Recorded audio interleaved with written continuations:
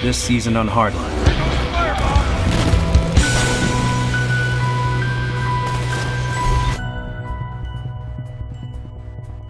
We all know the Battlefield experience, we all love it, and we wanted to add our own touch to it, and that's the cops and criminals fantasy. Suspects are armed and dangerous. I think hardcore Battlefield fans are going to like the change of pace. We had the opportunity to speed up the multiplayer and slow down the single player and add a visceral stamp to it.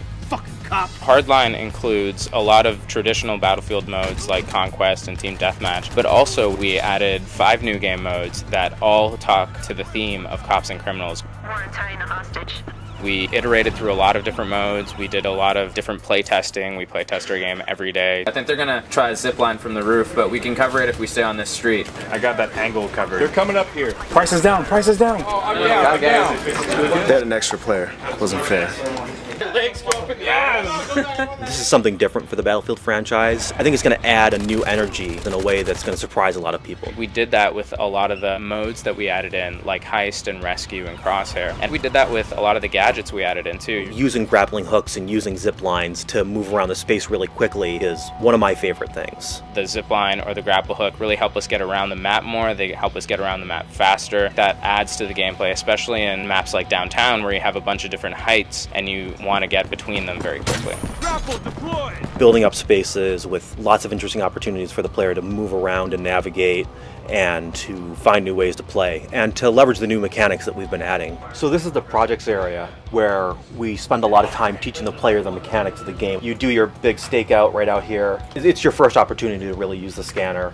What it allows the player to do is get up to a high vantage point and look around and tag enemies and zoom in on them, get an idea of what their position is, and even eavesdrop on them. Dyson's through there. You got 5 minutes.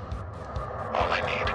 In Hardline, there's always a strategic choice in any mode that you're playing. You're less inclined to run into a space and just start shooting. We've balanced the game to make it much more non-lethal. This area up here is where we teach distraction. It's not necessarily a weapon, so you don't get a targeting reticle, so we have to do a lot of things to teach them where the actual distraction shell casing is going to go.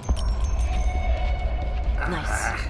These are the spawners for the guys, and this is a process that took a long time, figuring out exactly where your partner Kai would position herself so that the player knew to move forwards and exactly where to stand to separate and take down using the distract. These really add to the fantasy of Hardline. They give a much more fight on the streets feeling to everything that's going on. And they also add to the strategy of the game because, again, using some of these non-lethal weapons can get you information that you couldn't have gotten otherwise. It was an opportunity for us to move away from the shooting gallery that a lot of modern shooters have become and give players an opportunity to slow down and think about how they're going to approach a scenario. You're going to be doing a lot of stuff in Hardline that you haven't done in Battlefield before, but I think it's going to be super cool and super fun, and it's going to feel a bit more street. It's going to feel a bit more downtown urban, but it's still going to feel Battlefield.